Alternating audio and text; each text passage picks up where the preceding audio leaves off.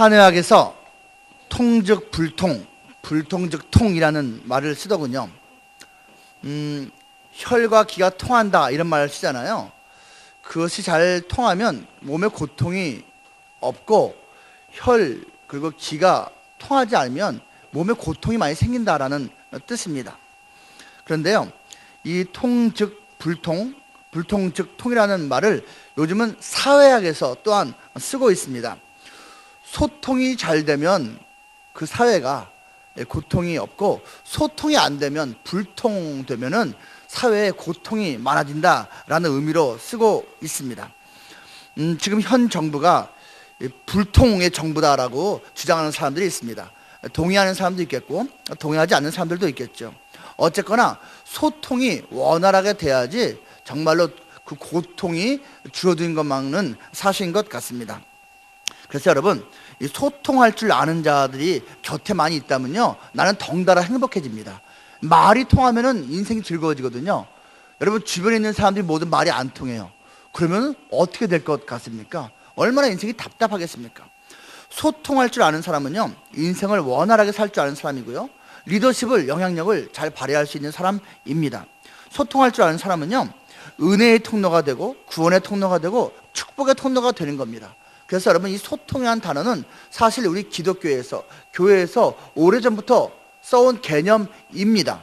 하나님, 우리를 은혜의 통로가 되게 해주십시오, 축복의 통로가 되게 해주십시오 라고 우리는 기도하지 않습니까?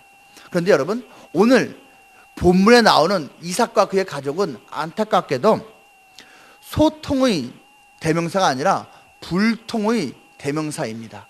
어쩌면 가족 구성원 많지도 않아요. 그 4명이 이렇게 서로 불통할 수가 있습니까?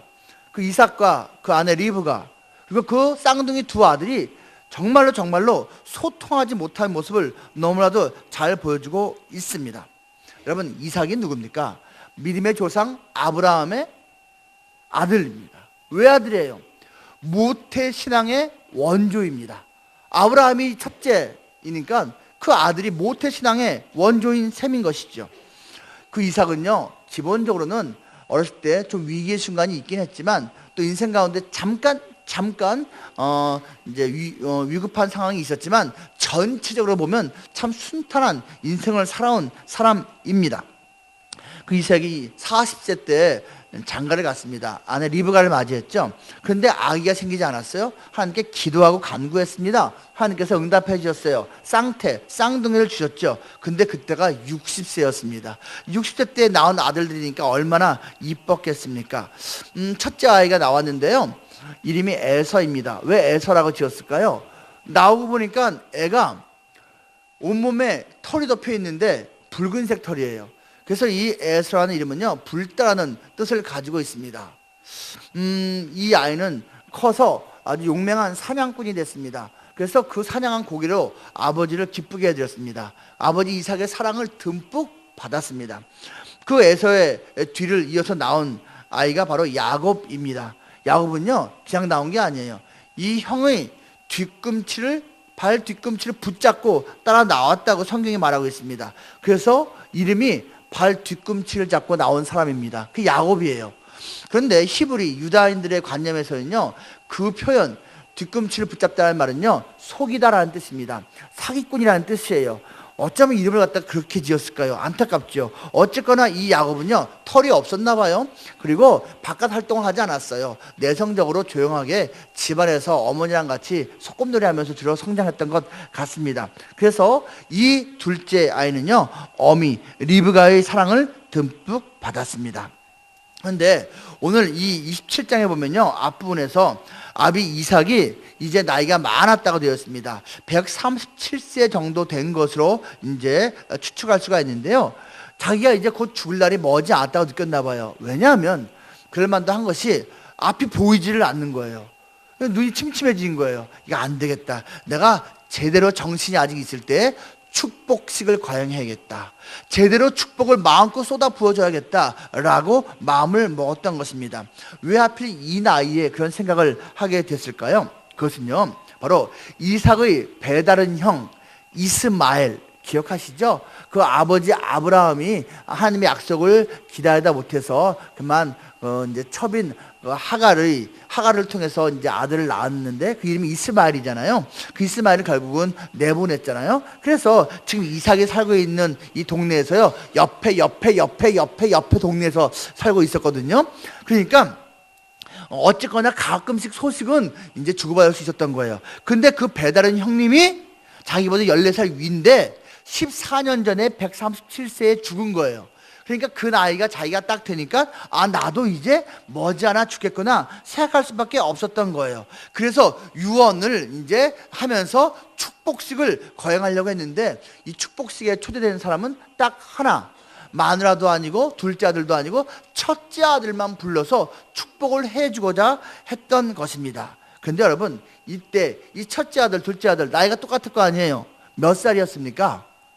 생각해 보세요.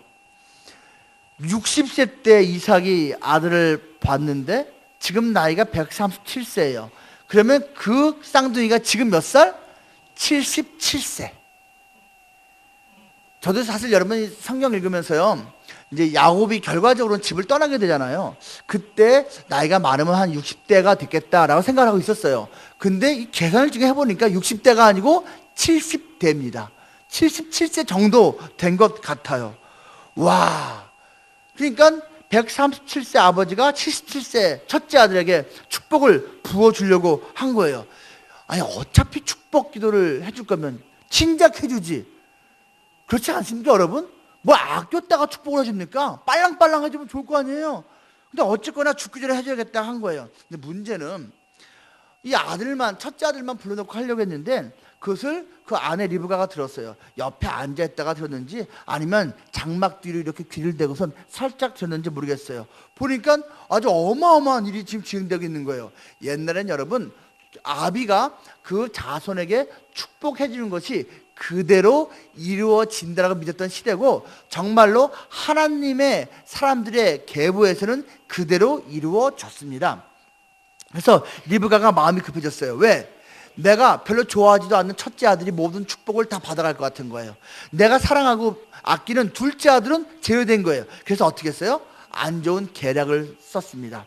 그 둘째 아들 불러서 네 아비가 네 형에게 이렇게 축복해 준단다, 이렇게 하기로 했다, 그걸 전하면서 나쁜 쪽으로 모의를 했습니다. 그 형이 축복식을 거행하기 전에 먼저 만찬을 해야 될 거 아니에요. 식사해야 될 거 아니에요. 그래서 아버지의 부탁을 받고 사냥을 하러 나갔어요. 이제 사냥한 고기를 잡아서 맛있는 수프하고 이제 수육하고 이렇게 고기 만들어 갖고선 대접을 하면 그 아버지가 맛있게 먹고 축복해 주면 되는 거거든요. 그 시간이 몇 시간 걸릴 테니까 우리가 그 축복을 강탈하자, 빼앗자 한 거예요. 어떻게 했어요? 집에서 키우는 염소를 잡았어요. 그리고 어미가 그 염소 고기 요리를 했어요. 그 가죽을, 털을 갖다가 벗겨서 이 털이 없는 이 야곱의 손목, 팔목에다가 칭칭 감았어요. 마침 그 아비가 그 남편 이삭이 눈을 잘 보지 못했기 때문에 그것이 가능했어요. 결국은 목소리 때문에 걸릴 수도 있었는데 걸리지 않고 넘어갔습니다. 축복 기도를 받아냈어요. 그리고 나서 곧이어 그 사냥하러 나갔던 에서가 돌아왔고 결국 발각되었죠. 발각되지 않을 수가 없잖아요. 발각될 줄 알면서도 무모한 짓을 그들이 했습니다. 난리가 났습니다. 그 형이 열받았습니다. 이 동생 녀석을 내가 죽여버리고 말겠다 작정을 했습니다. 그런데 이제 아버지가 곧 돌아가실 것 같으니까 돌아가시자마자 내가 죽여버려야지 라고 생각을 한 것입니다. 그것을 또 이 어미 리브가가 눈치챘습니다. 그래서 어떻게 했어요? 그 동생을 떠나보냅니다. 아무래도 네 형이 정말 사고칠 것 같으니까 도망가 있어라. 저 멀리 내 친정집에 가 있어라. 이제 좀 잠잠해지면 네 형이 좀 이 사건을 잊으면 데려오마. 여러분, 그 사건 잊을 수 있겠습니까? 여러분 같으면 그 사건을 잊겠습니까? 너무너무 단순합니다. 너무너무 말도 안 되는 기대를 하면서 둘째 아들 떠나보냈잖아요. 며칠 후에 부르러 보내마. 며칠 후라뇨. 지금 떠나보내는 그곳이요 800km 바깥입니다. 그 당시에 800km 바깥은요 여러분 완전히 이제 언제 볼지 모르는 기약 없는 이별을 하는 거예요. 그리고 실제로 그 야곱은 20여 년 후에 돌아왔고요. 그 사이에 그 어미 리브가는 죽었습니다. 그 욕심 한번 내갖고선요 결국은 그 사랑하는 아들을 남은 인생 내내 보지 못하고 그만 헤어지게 되었다는 것입니다. 안타까운 일이 아닐 수가 없습니다. 어떻게 무슨 가족이 이럴 수가 있습니까? 이 가족이 도대체 어떻게 그렇게 고통받았습니까? 한마디로 말하면 소통할 줄 몰라서 고통받았습니다. 그것을 세 가지 측면에서 한번 살펴보겠습니다. 첫째로 이삭 가정은요, 가정 안에서 가족 간에 소통할 줄 몰라서 고통받은 겁니다. 이들이 지금 사회생활하면서 직장생활하면서 또는 뭐 친척 간에 소통이 안 돼서 고통받은 게 아니에요. 다른 경우는 막말로 끊어버리면 됩니다. 그래야 내가 너하고 상관 안 하면 돼, 이러면 되는데 가족 간에는 끊을 수가 없잖아요. 그러니까 소통이 안 되면 너무 괴로운 거예요. 가족 간의 소통이 되지 않아서 이 이삭과 리브가와 에서와 야곱은 고통을 받을 수밖에 없었다는 것입니다. 오늘 우리가 읽은 41절 말씀부터 그 뒤에 내용이 다 그 내용입니다. 여러분, 먼저 이 부부간의 관계를 보시기 바랍니다. 지금 이 아내 리브가와 남편 이삭은 정말로 불통했습니다. 이 정말 중요한 축복식을 거행하는데 남편이 아내에게 먼저 말하지 않은 것 같아요. 여보, 다음 주에 우리 날 좋은 날 잡아서 우리 축복식을 내가 좀 거행해야겠어. 내가 이제 언제 하늘나라로 갈지 모르는데 제대로 한번 축복을 주려고 하는데 내가 에서를 내가 축복하고자 하오. 이렇게 미리 말을 했다면 이 아내가 남편에게 뭔가 말할 수 있는 지혜가 있었을 거예요. 무슨 말이에요? 리브가는 기억하고 있었을 것이거든요. 무엇을요? 창세기 25장 보면요, 이 리브가가 이 임신을 했는데 이 속이 너무 힘든 거예요. 도대체 누가 들었는지 이 속에서 계속 티격태격하는지 뭐가 움직임이 심한 거예요. 이건 태동이 너무 심한데? 그래서 걱정이 돼서 하나님께 물었던 거예요. 하나님, 지금 여기 속이 너무너무 이제 막 움직이는데 불안해요. 하나님이 말씀해 주십니다. 두 아이가 들었다. 두 민족이 싸우고 있구나 라고 답을 주셨어요. 두 민족이. 리브가가 깨달았어요. 쌍둥이구나. 그런데 큰 자가 작은 자를 섬기게 될 거다 라고 하나님이 말씀해 주셨어요. 그러니까 이 리브가가 깨달은 거예요. 그래서 속에서부터 싸우고 있는 거구나. 태어날 때 보니까 그래서 이 뒤에 녀석이 앞에 녀석 발뒤꿈치 잡고 이겨내려고 저렇게 한 거구나 깨달았을 거란 말이에요. 그거를 비록 77년의 세월이 흘렀지만 어미는 기억했던 것 같아요. 그런데 아비 이삭이 잊은 것 같아요. 기억을 못한 것 같아요. 만약에 이삭이 아내에게 그 축복식을 거행할 것이라고 미리 사전에 말을 줬으면 이 아내가 여보, 그런데 77년 전에 이렇게 하나님이 말씀하신 게 있잖아요. 큰 자가 작은 자를 섬기라고 했는데 당신이 이 첫째 애를 축복하면 이게 이상해지는 거 아니에요? 라고 의논할 수 있는 기회를 갖게 됐을 것입니다. 그런데 이삭은 저는 문맥을 보면요, 사전에 말하지를 않았습니다. 그냥 일방적으로 첫째 아들을 불러서 그 아들하고만 1대1로 그냥 처리를 하려고 했던 것입니다. 그래서 이 리브가 입장에서는요, 돌이킬 수 있는, 어떻게 번복하거나 조치할 수 있는 시간이 없었던 거예요. 그러니까 그렇게 악한 생각, 나쁜 계략을 꾸몄던 것이고 스스로 아마 정당화했을 것입니다. 하나님께서 말씀하신 거니까 내가 이렇게 좀 머리를 써서 이렇게 하더라도 괜찮을 거야 라고 생각을 했을 것입니다. 부부간에 소통하지 못하던 모습입니다. 그러니까 그러한 갈등이 생겼던 것이겠죠. 후에 자신의 목적이 달성됐지만 자칫하면 에서가 야곱을 죽일 수도 있는 상황이 되고 말았습니다. 이거는 예견하지 못했던 것이겠죠. 그때 어떻게 해야 됐습니까? 리브가는요, 남편에게 찾아가서 말을 했어야 돼요. 내가 잘못 생각했습니다. 내가 이러한 상황이 될 걸 상상도 못했습니다. 내가 어리석었습니다. 용서해 주십시오 라고 말해야 되는데 그렇게 하지 않았습니다. 고백하지 않았습니다. 미안하다고 하지 않았습니다. 대신 어떻게 했어요? 잔머리를 써서 야곱을 피신시켰습니다. 도망가게 만들었습니다. 이 리브가는요, 듣기와 말하기에 실패를 하고 말았습니다. 그 이삭 남편이 말하는 것을 차라리 듣지 못했더라면 좋았을 것을, 그리고 그 입을 벌려 그 야곱에게 말하지 않았으면 좋았을 것을 말했습니다. 그리고 남편에게는 말해야 할 것을 말하지를 않았습니다. 그래서 부부간의 불통으로 이렇게 큰 불화가 생겼던 것입니다. 그뿐입니까? 부모 자식 간에도 지금 불통이 일어나고 말았습니다. 자, 야곱이 아버지 이삭을 속였잖아요. 3번이나 반복해서 거짓말합니다. 드디어 어머니가 요리해 준 것을 가지고서 들어가거든요. 발걸음 소리를 듣고 있었던 아비 이삭이 묻습니다. 내 아들아, 누구냐? 그러니까 에서일 걸 기대한 거예요. 그런데 당연히 그쪽에서 말합니다. 저 에서입니다. 그래.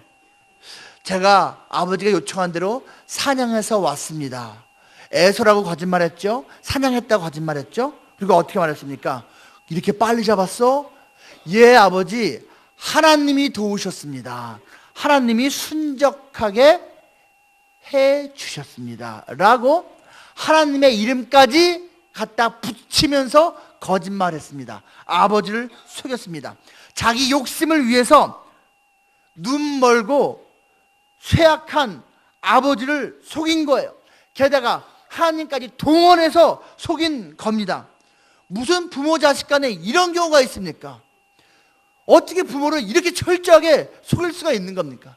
이게 지금 부모 자식 간의 관계입니까? 너무나 안타까워요. 너무나 안타까워요. 여러분, 신천지가 참으로 악한데요.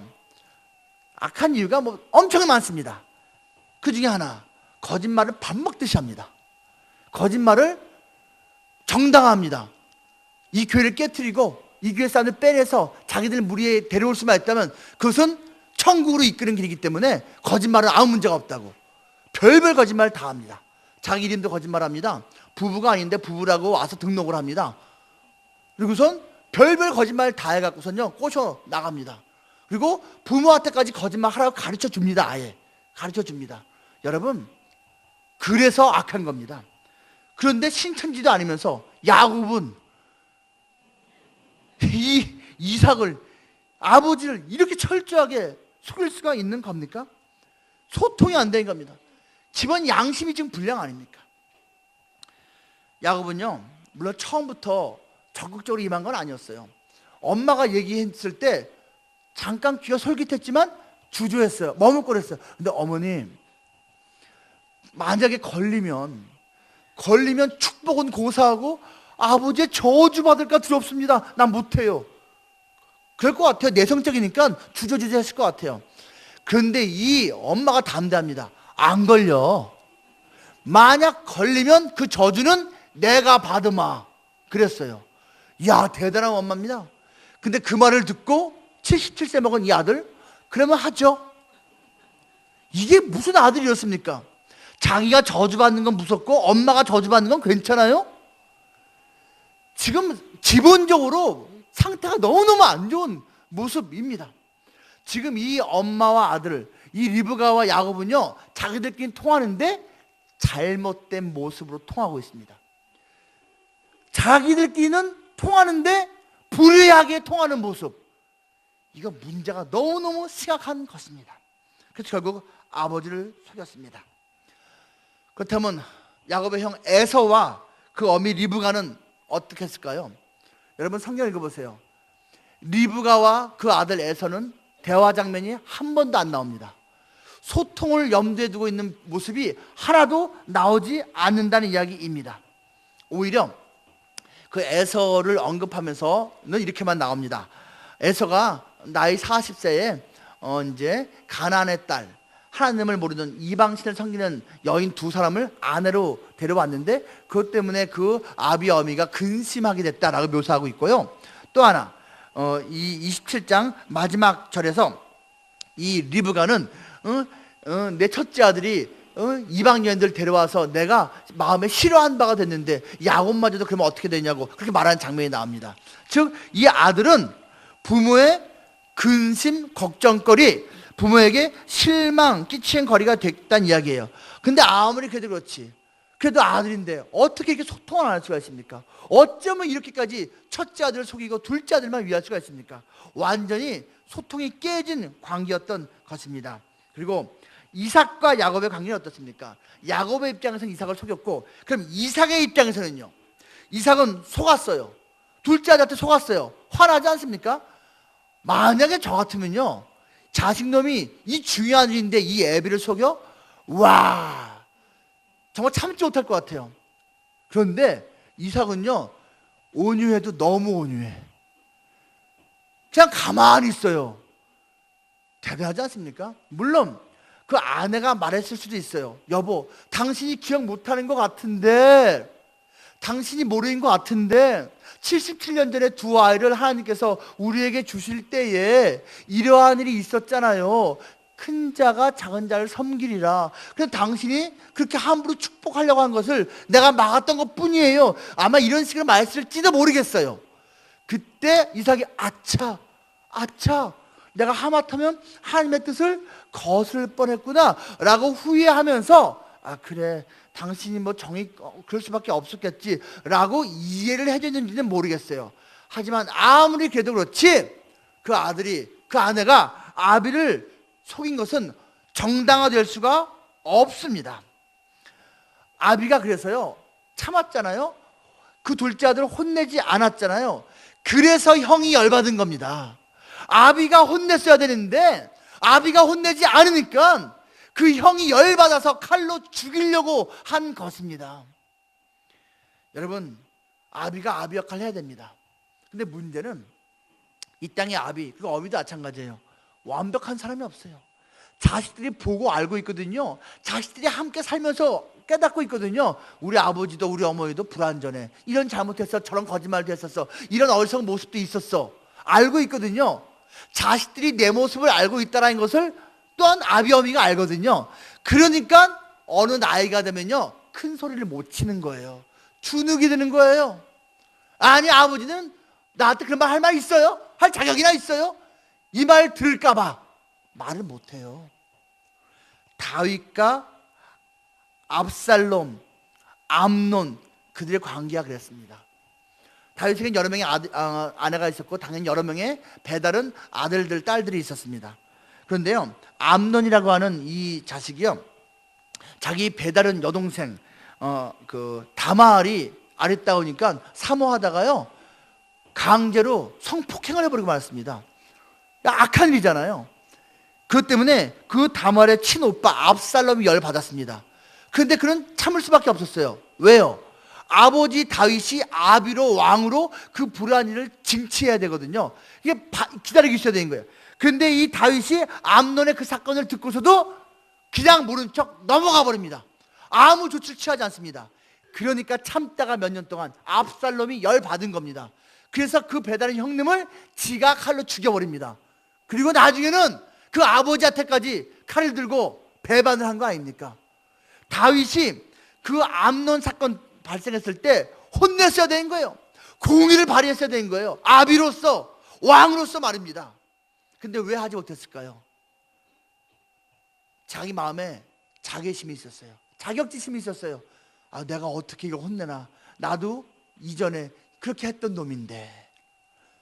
남의 멀쩡한 아내를 빼앗았잖아요. 그 남편 충성스러운 부하 우리아 장군을 갖다가 죽여버리고 그 아내 바세바를 빼앗았잖아요. 그리고 그 후손까지 낳았잖아요. 그래서 하나님의 징계를 받았잖아요. 자기가 걸리는 거예요. 내가 그 짓을 한 놈인데 내가 어떻게 내 아들이겠다고 혼내나 하고선 그냥 가만히 있었던 거예요. 근데 그것은 어리석은 모습입니다. 내가 잘못한 것이 있을 때는 그것을 시인하고 인정하고 용서를 빌고, 그리고 그 자식을 혼냈어야 되는 겁니다. 그 자식이 아버지는 이미 나 같은 일을 갖다가 오래전에 해놓고 무슨 그런 말을 합니까? 라고 따지는 한이 있더라도 아비로서 혼냈어야 되는 거예요. 그래, 내가 잘못했다, 내가 그래서 하나님한테 혼났다, 내가 인정한다, 잘못했다. 하지만 그렇다고 해서 네가 잘못한 것이 안 된 게 아니다 하면서 혼냈어야 되는 거였어요. 근데 그것을 못했습니다. 너무나 안타까운 일이에요. 이삭이 그 잘못한 야곱 그냥 넘어간 것은 어리석은 모습이었습니다. 소통이 안 된 거예요. 얼마 전에 이제 끝난 주말 드라마가 있습니다. 사랑해서 남준아. 우리 상혁군이 주인공으로 참 잘했죠.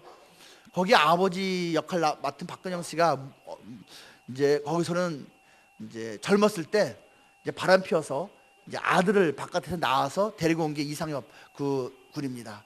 거기선 재민입니다. 재민아. 근데 이 아버지가 주눅이 들어있는 거예요. 이 딸들 앞에서. 첫째 딸, 둘째 딸은 마음에 앙금이 있어요. 우리 엄마가 아버지 바람핀 것 때문에 얼마나 속상해하고 아파했는지. 그리고 병들고 먼저 죽은 거예요. 그러니까 애증이 있는 거예요. 아버지를 향한 사랑도 있지만 증오한 마음이 있는 거예요. 드라마 내내 이 가족 간의 그 애증 관계가 풀어져 가는 것, 해소되어 가는 것, 부딪히면서 서로 이해하게 되는 것, 용서하는 것, 소통하는 것을 가르쳐 주더라고요. 결국은 이 아버지가 인정합니다. 내가 잘못했다고. 또 딸들도 용서합니다. 그리고 또 그 아버지를 용납하기, 용서하기 시작합니다. 그래요, 여러분. 가족 간에 소통할 줄 모르면 고통이 생길 수밖에 없습니다. 안타깝게도 하나님의 백성인데도 이삭과 그의 가족들은 소통할 줄을 몰랐습니다. 우리는 과연 어떻습니까? 여러분, 제가 토요 쉐마학당 많이 오시라고 기회 있을 때가 말씀드리죠. 바로 이 자리가 여러분 소통을 배우는 자리입니다. 가족 간에 소통하는 법을 배울 수 있는, 자녀에게 정말 그것을 보여줄 수 있는 귀한 기회예요. 거기서 하나님을 배웁니다. 가족 간의 대화를 배웁니다. 좋은 습관을 심어줍니다. 아버지 어머니가 다 나올 수 없으면 한 분이라도 나와서 자녀들하고 1시간 10분 대화를 해보십시오. 그것이 쌓이면 여러분 달라집니다. 그것을 맛본 사람들은 계속 나옵니다. 근데 다른 사람들 모르니까 안 나와요. 특별히 유치원 그리고 초등학교 다니는 자녀들 분들 그 시간에 여러분 TV 앞에 앉아서 이것저것 보지 마시고요. 또 뭐 정말 별로 유익하지 않은 일에 자꾸 시간 쓰지 마시고요. 정말 여러분이 결코 후회하지 않을 귀한 시간이 될 터이니까 많이 오시면 좋겠어요. 제 아들, 딸은 고등학생, 중학생입니다. 근데 여러분 고등학생, 중학생인 그 아이들을 앉혀놓고서 함께 둘러앉아 대화하는 것도 저는 너무너무 좋아요. 짧은 시간이지만 뭔가 통한다는 느낌을 갖게 되더라고요. 여러분 남의 일이라 생각하지 마시고 하시기 바랍니다. 오시기 바랍니다. 가족 간의 소통이 되지 않으면 고통이 대신 그 자리를 차지하게 된다는 이야기입니다. 이삭 가정은 소통할 줄 몰라서 고통받았습니다. 어떤 측면에서 그랬습니까? 둘째로 이삭 가정은요 각자가 자기 자신과 소통할 줄 몰라서 고통을 받았습니다. 여러분 이 소통이라는 개념은요 남하고만의 관계 형성이 아닙니다. 자기 자신을 향해서도 소통이 되느냐 마느냐의 문제입니다. 자기 자신을 향해서 스스로 답답해하는 사람들이 있어요. 자기도 자신을 신뢰하지 못하는 그러한 모습을 가진 사람이 있습니다. 안타까워요. 내 안에서 내가 소통하지 못하고 있음을 깨닫는 경우가 있다는 것이에요. 야곱을 보십시오. 야곱이 77세나 됐으면서 그의 모습을 보면 엄마 말만 듣고 사는 마마보이였습니다. 아니 보이가 아니죠. 마마할배. 말이 됩니까? 이 아들이 77세면 이 엄마가 몇 살이었을 것 같아요, 여러분? 최소 100살입니다. 최소 100살. 나이 77세 먹어갖고서 100살 엄마한테 이게 말이 됩니까? 전형적인 성인 아이입니다. 겉모습은 성인이에요. 근데 머릿속은 아이예요. 아이는 판단을 제대로 할 줄 모릅니다. 똥인지 된장인지 구분을 못해요. 옳고 그름을 정확히 알지를 못합니다. 성인 아이는요 분별력이 떨어집니다. 분별을 할 줄을 모릅니다. 성인 아이는요 앞일을 생각을 못합니다. 현재만 생각해요. 현재 내일 이 일 때문에 내가 선택한 이 일 때문에 내일 무슨 일이 발생할지를 예상을 아예 하지를 못해요. 그리고 성인 아이는 자기만 생각합니다. 자기만, 남을 생각할지 몰라요.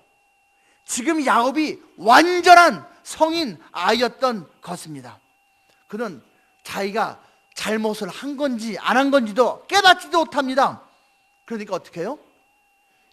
아버지에게, 형에게 용서를 구하지도 못합니다. 그리고 나서 뭔가 돌아가는 분위기가 심상치 않으니까 불안해하고 있을 때 또 그 해결사 엄마가 짠 나타납니다. 야, 네 형이 너 죽이려고 하는 것 같다. 저기 도망가 있어라. 도망가 있어. 그래서선 최고의 아이디어가 회피하는 겁니다. 성인 아이는 그 주어진 상황을 판단을 정확히 못하고 감당을 못하니까 현실 도피를 합니다. 현실 도피.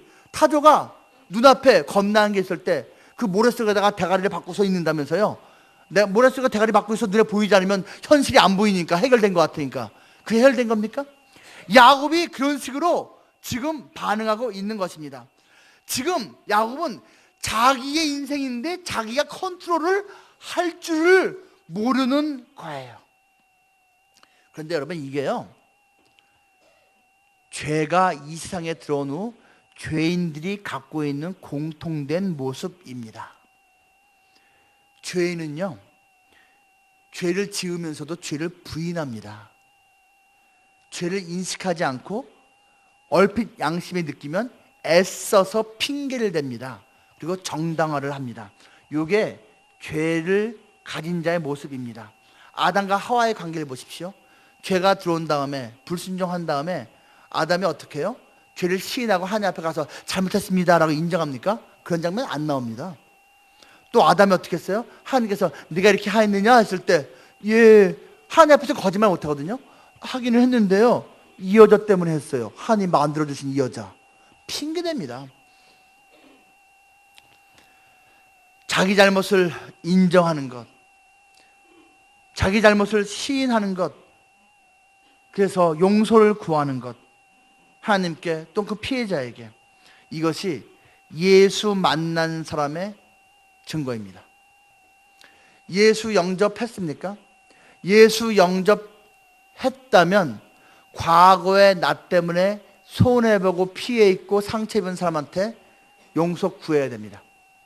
찾아가서 정말 용서를 구할 줄 알아야 됩니다. 그게 진짜 예수 만난 사람의 증거이기 때문에 그렇습니다. 또 한 가지, 정말로 예수 만난 사람이라면, 정말로 하나님의 사람이 됐다면 그 사람은 자기 자신과 소통하게 됩니다. 자기 자신을 소통하는 사람은요, 그 심령이 시원합니다. 무슨 말일 것 같습니까? 제대로 예수 만나고 하나님의 자녀가 되고 자기 자신과 소통하는 사람은요, 자기를 함부로 높이 올려놓지 않습니다. 교만한 자리에 올려놓지 않습니다. 자기를 함부로 우월하게 높여서 생각하지 않습니다. 또 한 가지, 자기 자신과 소통하는 사람은요, 자기를 갖다가 저 바닥에다가 함부로 놓고 밟지 않습니다. 나 같은 건 죽어야 돼, 나 같은 건 살 가치가 없어, 내 인생은 끝이야, 이렇게 하지 않습니다. 예수 만난 사람, 하나님의 자녀가 된 사람, 그래서 자기 자신과 소통하는 사람은요, 하나님 안에서 균형 감각을 갖습니다. 겸손을 배우고요, 하지만 하나님 안에서의 자신감도 갖게 됩니다. 이게 자기 자신과 소통하는 사람이에요. 근데 야곱은 그렇게 하지를 못했습니다. 또 에서는 어떻게 하십니까? 가나안의 두 여인을 아내로 삼은 것이 부모를 근심되게 했다는 것을 깨달았습니다. 그래서 쓴 방법이 또 뭐예요? 다른 여자 데려와야지. 지금 이게 여자 문제입니까? 내가 지금 마누라를 누가 데려왔기 때문에 부모님의 기쁨이 되고 근심되고, 근본적으로 그게 아니에요.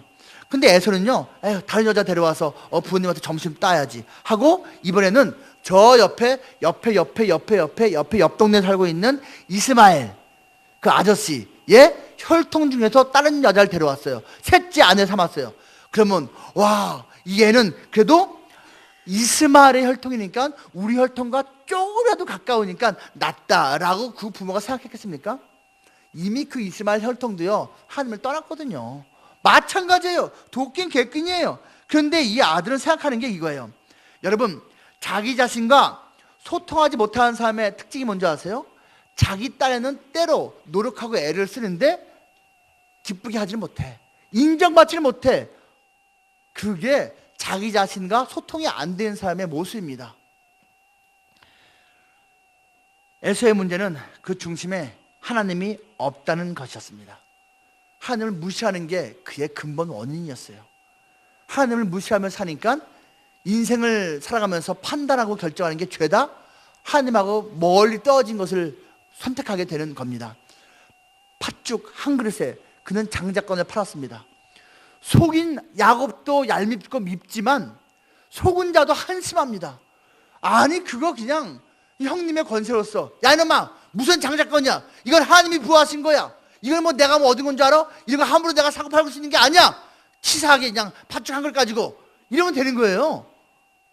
근데 알았다, 배고파 죽겠는데 그까짓 게 뭐냐, 그까짓 게 뭐냐? 지금은 여러분 장자고 차자고 신경 안 쓸지 모르지만 옛날엔 달랐어요, 여러분. 옛날 장자는요 무조건 하나님 소속이었습니다. 하나님의 선택으로서 먼저 나온 거거든요. 그래서 특별히 장자에게 주어지는 권세가 있었고요, 그리고 또한 축복이 있었습니다. 그걸 무시한 거예요. 장자권을 무시한 거는 그 장자로 자기를 태어나게 해주신 하나님을 무시한 것이었습니다. 그는 그 중심에 하나님을 온전히 모시고 살지 않았던 것입니다. 그래서 그는 자기 자신과 소통할 줄 몰랐고, 그래서 인생이 매번마다 꼬이게 된 것입니다. 리브가는요 두 아이가 태중에 있을 때 하나님의 말씀을 들었잖아요. 그래서 그게 자기 확신이 된 거예요. 하나님이 둘째 아이를 축복한다. 자기 확신이 강하니까 수단 방법 안 가리고 그거에 맞춰서 산 거예요. 여러분, 하나님께서 올바른 목표를 우리에게 주셨더라도, 약속을 해 주셨더라도 그것이 진행되는 과정은 불의하면 안 됩니다. 진행되는 과정도 하나님이 기뻐하시는 모습이 되어야 한다는 것입니다. 성경을 읽기 위해서, 밤에도 성경을 읽기 위해서 가게에서 초를 훔쳐서 성경을 보았다. 올바른 겁니까? 성경을 읽겠다는 생각은 기특하지만 과정이, 방법이 잘못된 것 아닙니까? 리브가가 바로 그러한 자기 신념, 자기 확신이 도가 지나쳐서 하나님이 기뻐하지 않는 불의한 태도를 가졌다는 것입니다.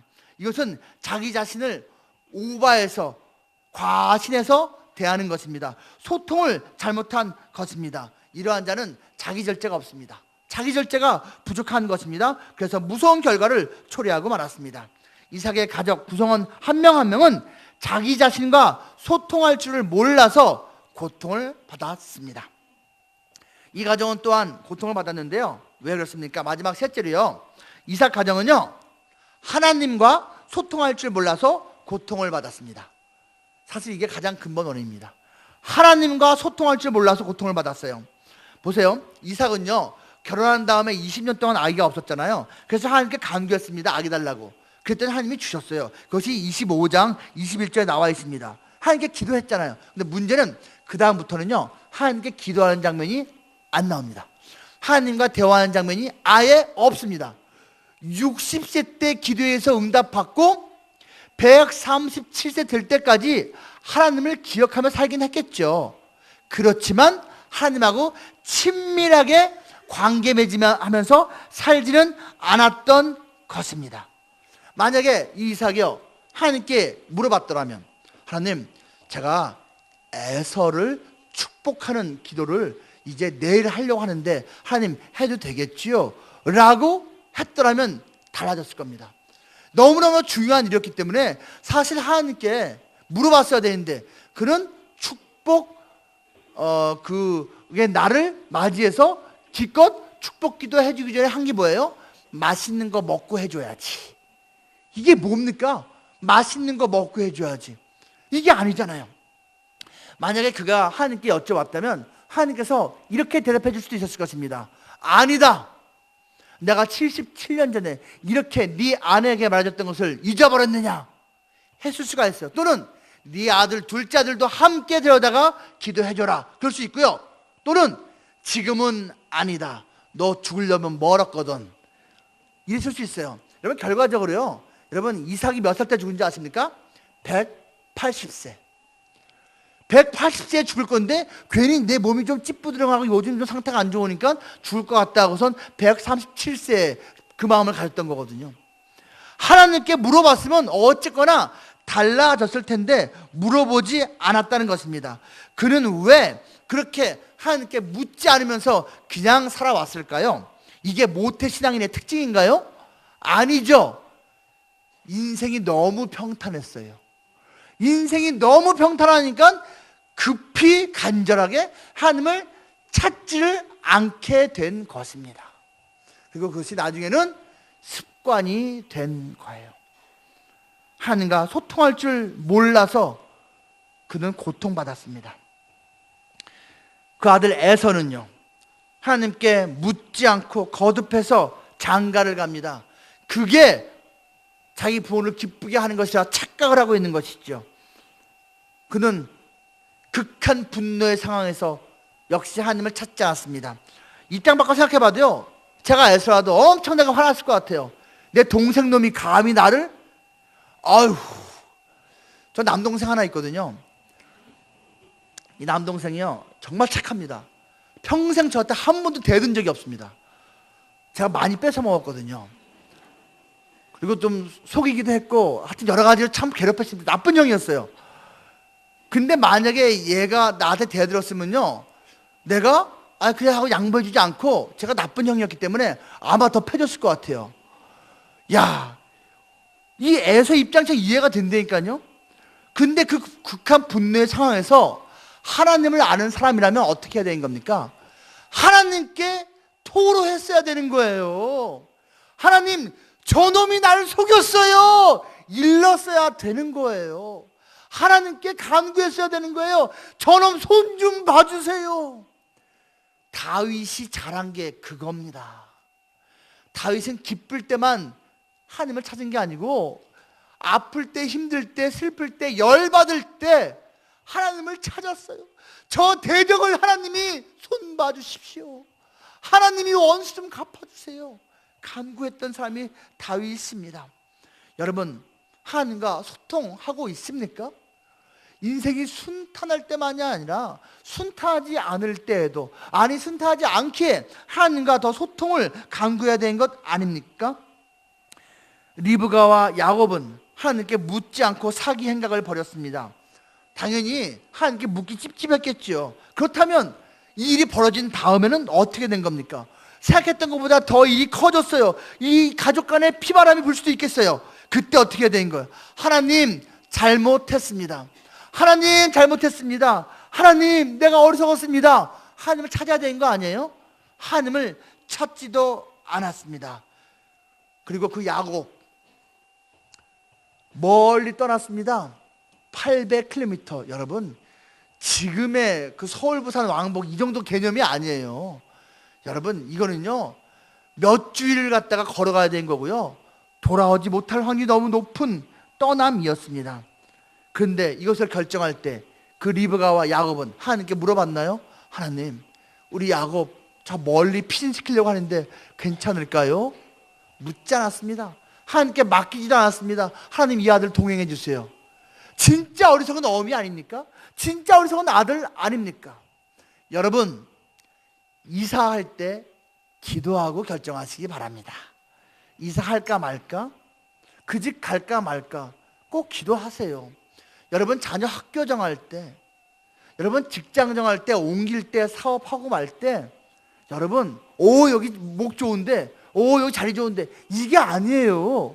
여러분, 과 정할 때, 전공 정할 때 기도하면서 하셔야 됩니다. 중요한 결정하면서 어찌 하나님께 묻지 않을 수가 있습니까? 하나님께 소통하지 않으면 소통 대신 고통이 오는 것입니다. 주님 말씀하시면 내가 나아가리다. 주님 뜻이 아니면 내가 멈춰서리다. 나의 가고 서는 곳 주님 뜻에 있으니 오 주님 나를 이끄소서. 여러분, 정말 그래요. 주님께서 go 하면 가는 거고, stop 하면 멈춰서는 거고, 유턴 하면 돌아오는 겁니다. 인생은 고스톱이에요. 다 알고 있죠? 근데 여러분, 고스톱을 잘못하면 낭패를 보는 거예요. 이쯤에서 하나님이 스톱하라면 스톱해야 되는데, 하나님 한 번만, 딱 한 번만 더, 원모고 한 번만 고, 쓰리고 하면 하나님 대박이야, 대박. 한 번만 더 고. 그것 때문에 여러분 독박습니다. 피 보는 거예요. 하나님이 스탑할 때 스탑해야죠. 하나님이 더 가 하면 가는 거고, 돌라면 도는 거죠.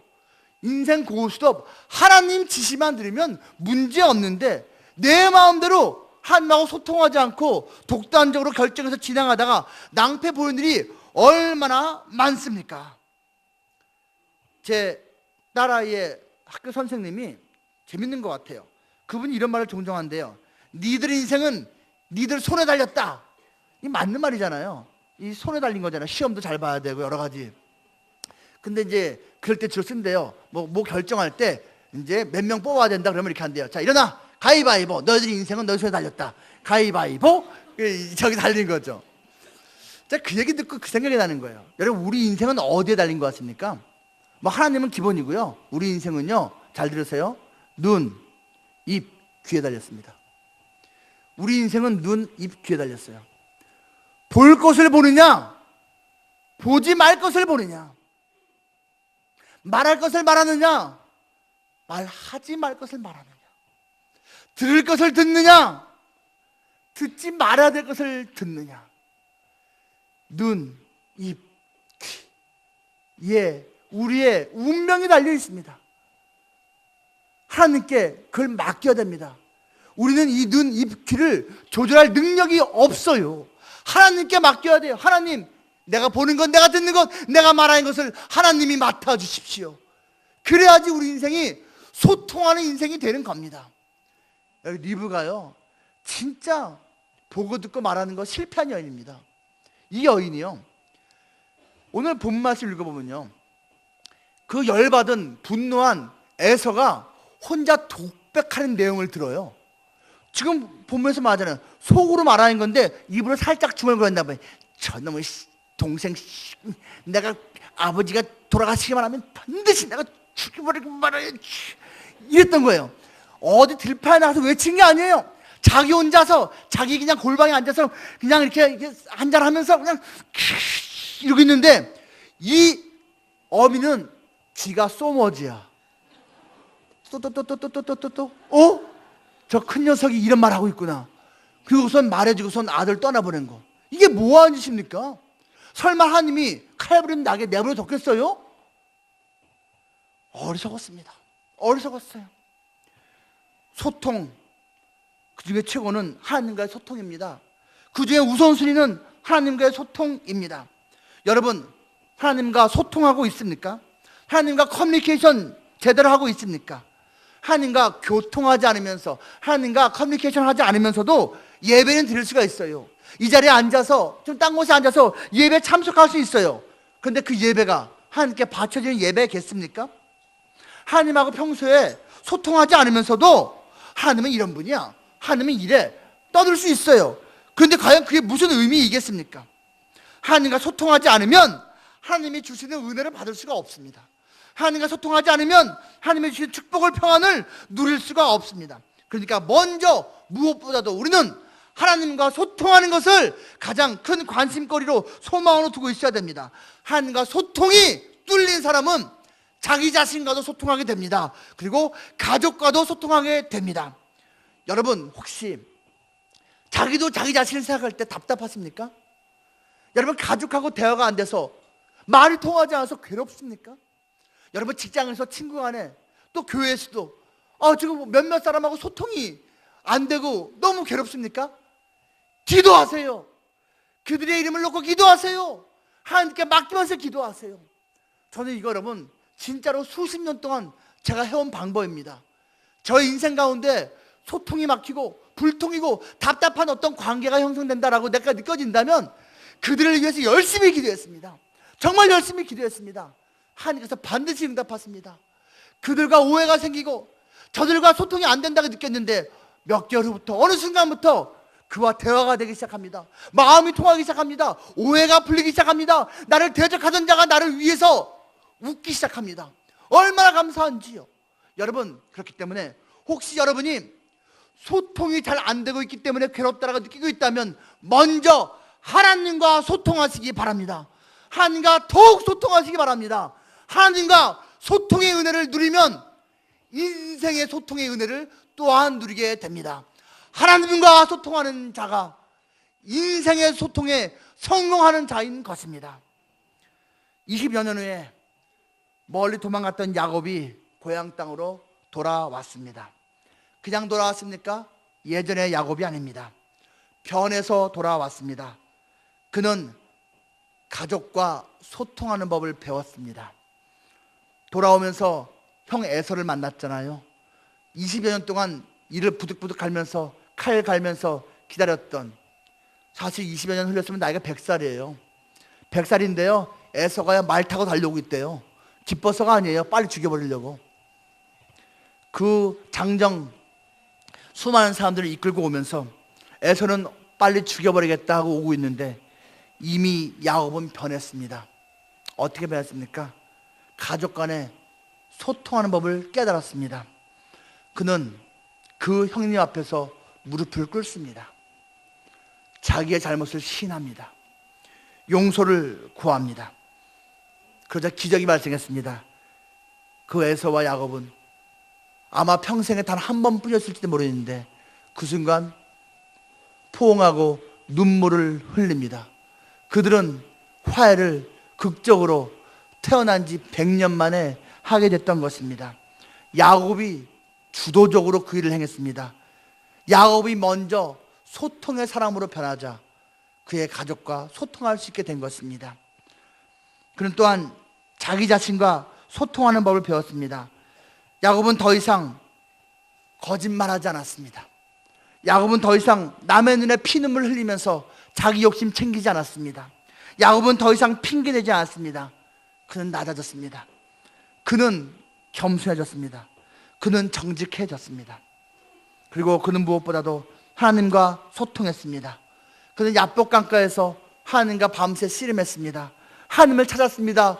복 달라고, 나를 도와달라고 간구했습니다.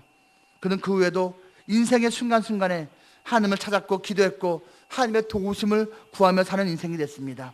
그렇게 야곱이 하나님과 소통하는 삶이 된 후에 그는 자기 자신과 가족 간에도 소통하는 자가 되었던 것입니다. 그래서 야곱은 우리가 아는 대로 이스라엘이 됐습니다. 야곱, 이스라엘은 구원의 통로, 축복의 통로, 은혜의 통로가 된 것입니다. 우리가 바로 이 야곱처럼 변할 수 있습니다. 변해야 됩니다. 소통의 사람이 되어야 합니다.